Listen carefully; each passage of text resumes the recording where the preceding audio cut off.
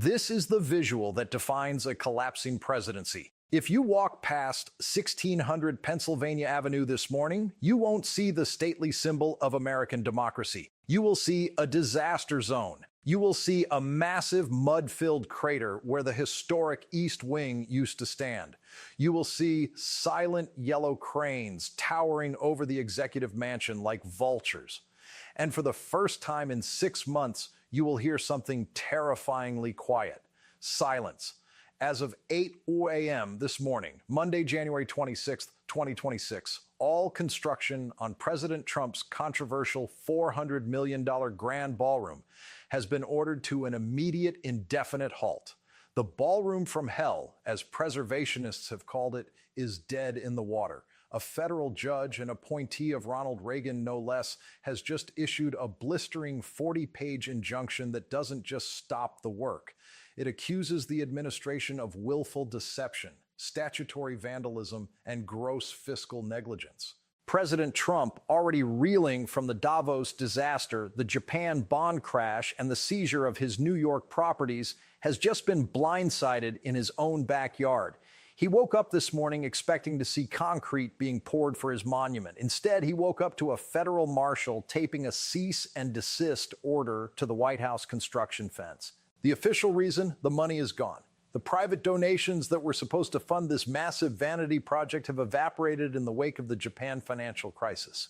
And without the cash, the judge has ruled that the President of the United States is effectively squatting on public land, destroying national heritage with an unfunded mandate. In this deep dive special report, we are going to walk you through the stunning court order that just dropped. We are going to show you how the East Wing demolition has turned into a political suicide pact. We are going to expose the phantom donors who fled the moment the markets cracked. And we are going to explain why this stopped construction site is the perfect metaphor for a second term that has completely run out of road. The king wanted a castle. He ended up with a hole in the ground. To understand the severity of this ruling and why Washington is in a state of absolute shock this morning, we have to rewind to late 2025. Fresh off his inauguration, President Trump announced the most ambitious and destructive renovation in White House history. He argued that the traditional East Room was too small, too ugly, and embarrassing for hosting world leaders. He famously called the existing facilities third world in a leaked memo to his chief of staff. His solution was the Grand Ballroom, a proposed 90,000 square foot extension that would rival the palaces of Europe. He wanted gold leaf detailing. He wanted 30-foot ceilings. He wanted a dedicated victory balcony facing the Treasury Department. The price tag was astronomical, $400 million, but he had a plan to sell it to the public. He promised the taxpayers wouldn't pay a dime. He claimed that a coalition of private patriots, billionaire donors, had already pledged the full amount. He called it a gift to the nation. The cost, however, wasn't just financial. It was historical. To build this monstrosity, the administration argued they needed to demolish the existing East Wing. This meant the destruction of the family theater, the dismantling of the First Lady's offices, and the excavation of the historic gardens. Preservationists screamed. The National Trust for Historic Preservation sued immediately. They argued, you cannot tear down a UNESCO-adjacent site just because you want a bigger dance floor. They argued that the White House belongs to the people, not the temporary occupant. But Trump bulldozed them, literally. In December, his Department of Justice utilized a loophole. They argued that the project was a matter of national security, claiming the new structure would include a secure state-of-the-art underground bunker to replace the aging PEOS, Presidential Emergency Operations Center.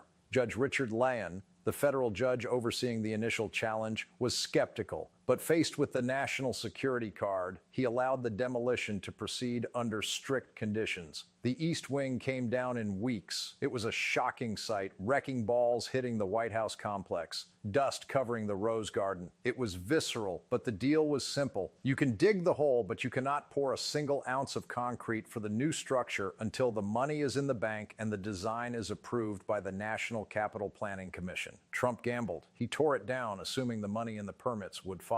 He assumed he could bully the donors and the regulators he assumed wrong. This morning, Judge Lyon returned to the bench, and according to everyone in the courtroom, he was furious.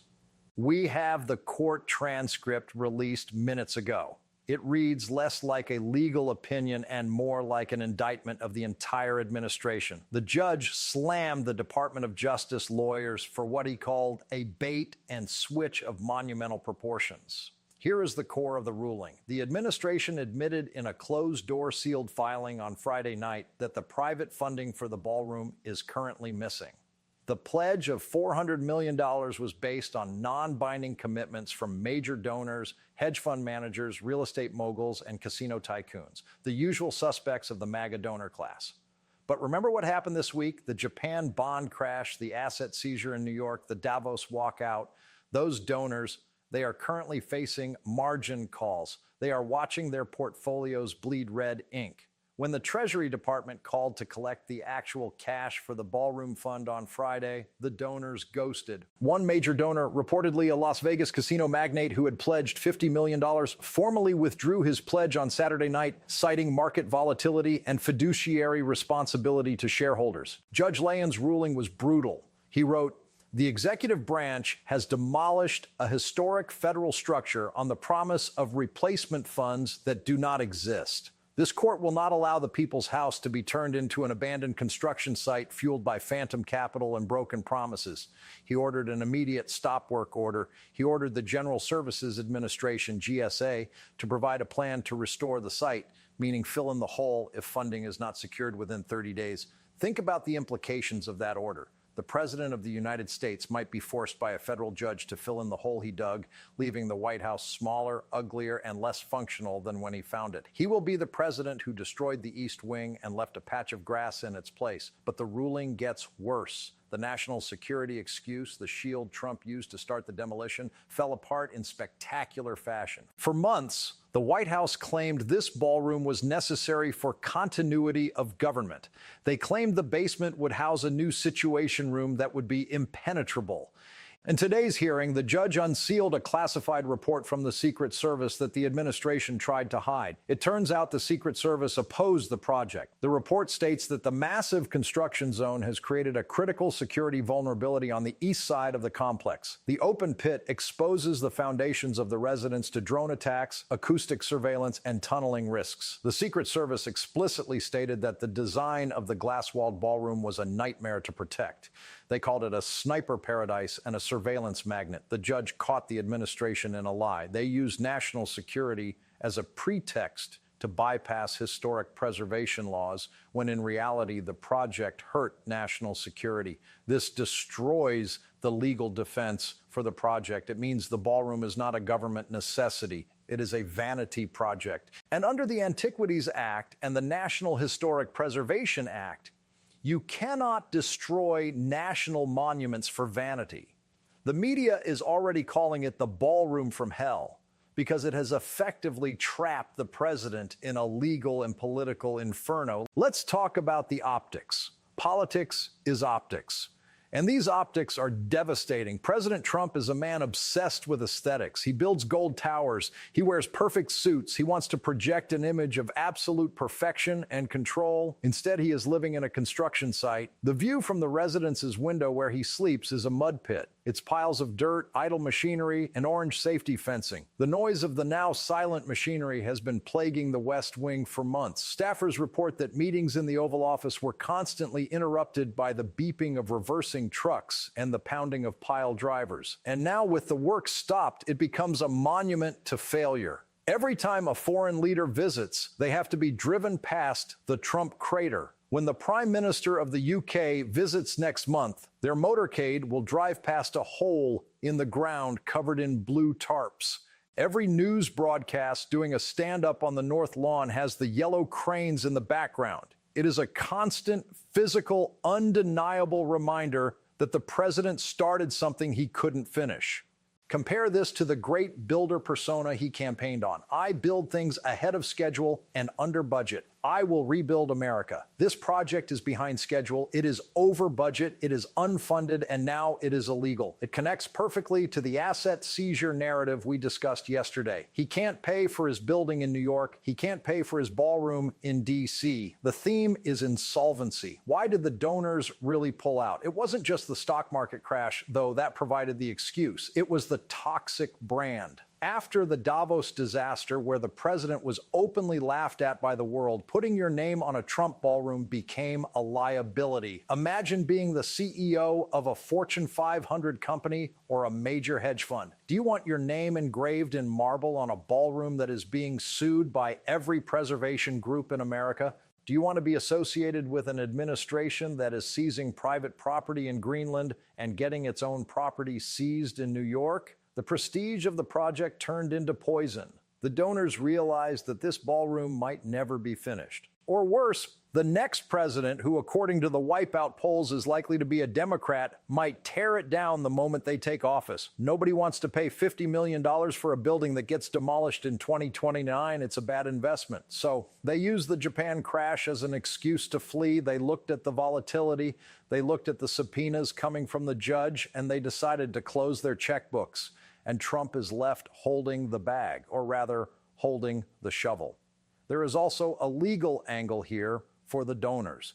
The judge hinted in his ruling that if the funds were promised but not delivered, the donors might be subject to fraud on the court investigations if they signed affidavits claiming the money was secure. The donors are lawyering up. They are distancing themselves from the White House at record speed. The Trump donor class is fracturing. The Democrats are already weaponizing this, and they aren't holding back. House Minority Leader Hakeem Jeffries released a statement minutes after the ruling. He tore down the East Wing. He tore down the economy. He tore down our alliances. Now he stands in the mud of his own making. He is the demolition in chief. It is a powerful, visceral metaphor. The East Wing contained history. It contained the spirit of past first ladies, Jackie Kennedy, Nancy Reagan, Michelle Obama. By destroying it for a ballroom, Trump played into the barbarian stereotype. And by failing to rebuild it, he plays into the incompetent stereotype. The poll numbers from the Wipeout survey are being updated as we speak. Independents are disgusted by the waste. Focus groups are saying things like, why is he building a $400 million ballroom when gas is $6 a gallon? He cares more about his parties than my grocery bill. The contrast between his luxury obsession and the voters' economic pain is lethal. It reinforces the let them eat cake narrative. And the Republican senators, they are quietly furious. They have to defend this. They have to go on TV and explain why the White House looks like a strip mine. Senator Mitt Romney, or his ideological successor in the Senate moderate wing, was quoted on background saying, "This is what happens when you govern by whim, not by law. We warned him not to touch the East Wing. Now we all look like vandals." There is talk of a Senate inquiry. The Senate Committee on Public Works might call the GSA administrator to testify. They want to know who authorized the demolition without the funds in the bank. If that hearing happens, it will be a televised disaster for the administration. So, what happens next? The judge gave them 30 days. Find $400 million in cash or fill in the hole. Can Trump find the money? Maybe he could try to divert funds from the military like he did with the border wall in his first term, but the judge anticipated that. The order specifically bars the use of appropriated funds without congressional approval. And with the wipeout looming, Congress isn't giving him a dime. He could try to get a foreign government to pay for it. The Saudi ballroom. Imagine the scandal. A foreign power paying for an addition to the White House. It would be impeachable instantly. It violates the emoluments clause in the most direct way possible. So the most likely scenario is the most humiliating one. The GSA hires a contractor to pour dirt back into the hole. They plant some grass. They restore the exterior wall of the residence. And the Trump ballroom becomes a phantom limb of history. This is the nightmare scenario for a man who wants to leave a physical legacy. He wanted to leave a palace. He is leaving a patch of fresh sod where a historic building used to be. It is a symbol of a presidency that promised greatness and delivered destruction. Let's contextualize what was lost. The East Wing wasn't just offices.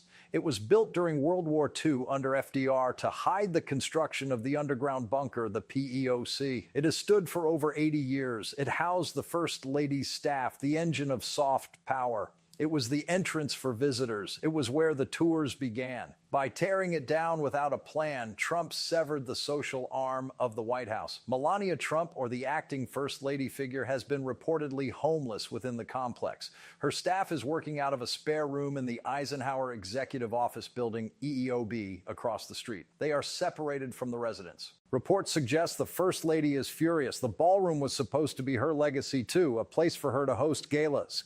Now it is her embarrassment. The internal friction this is causing in the East Wing versus West Wing dynamic is palpable. The National Trust for Historic Preservation is usually a quiet, polite organization.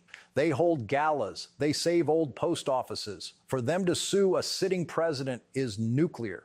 They viewed this as an existential threat to the heritage of the United States. They argued that the White House is not the president's property. It belongs to the people. It is held in trust. Trump treated it like Mar-a-Lago North. He treated it like a tier down in Palm Beach. The judge's ruling solidifies a critical legal principle: stewardship, not ownership. This precedent will shackle Trump for the rest of his term. He won't be allowed to paint a wall without a permit now. The courts will be watching every renovation request with a microscope. Here is a detail the mainstream news missed. The construction crews on site, they belong to unions. The laborers, the crane operators, the cement pourers. When the Japan shock hit on Friday, the unions demanded assurance of payment. They know how Trump operates. They know his history of stiffing contractors in New York and Atlantic City. The contractor, likely a major firm like Turner or Gilbane, couldn't give that assurance because the donor money froze. The unions walked off the job before the judge's order. The judge just ratified what the labor market already decided: no pay, no play. Trump, the self-proclaimed builder, lost the support of the builders. The image of union workers walking off a Trump job site is a powerful signal to the working-class voters he relies on. The claim that the ballroom was for a new Situation Room was the most dangerous lie of all. The current Situation Room in the West Wing basement was just fully renovated in 2024. It is state-of-the-art. It cost $50 million.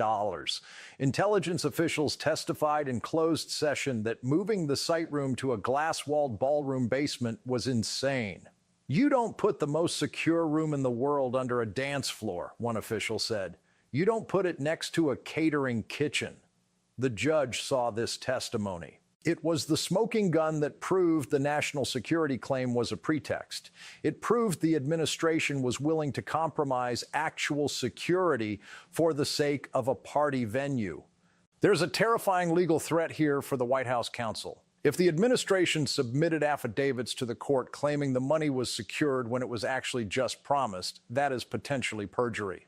The judge has ordered the White House to produce the donor commitments by Wednesday. He wants to see the names. He wants to see the signatures. If those documents show that the money was never truly there, that it was all smoke and mirrors, someone is going to jail. Not the president, but maybe the GSA administrator, maybe the campaign finance chair. This turns a construction dispute into a criminal fraud investigation. It opens a new front in the legal war just as the ballroom front collapses.